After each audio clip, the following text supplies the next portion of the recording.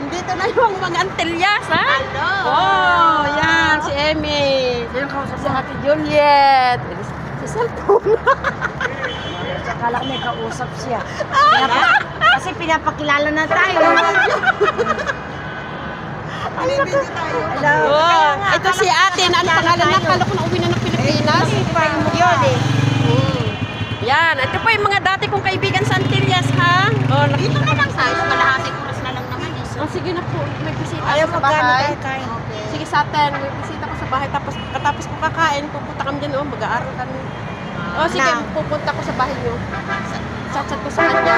Mga next, chat-chat ko kung free ako. Oh, Pupunta ko basta sa mag-test ka kung saan. Gaganyan, wala kami. oh, yun ang problema.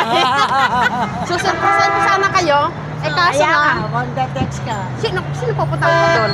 No, di sayang pamasahe, di ba? I-text mo siya tapos sasabihin na lang niya kung kailan ka Oo, pupunta. Matawag naman sa akin. Kasi minsan may schedule din kami kung halimbawa. Alam mo naman doon kung sa saan ka. Alam mo naman anak, pag ako manungkit kung saan naghanap ako ng boyfriend. Kaya nito, wala akong makita pa. Eh gaya ngayon, nagugutom ako, wala akong pagkain. Kaya kailangan ako kakain. Sabi ganon, di ba? Sige na, babay na ha. Oh, babay na. Ayan na sila. Oh, kilala niya? Ay, sige, babay. Sige, babay na. Lakad na ako. Nakita ko sila. Kita ko sila sa ano. Nakatambay. Gutom daw sila. Oo. Tanongin na sino daw kausap ko. Di sabi ko yung cellphone. Ay, pasaway. O yan. Nag-antay na yung mga grupo doon sa bahay. Okay?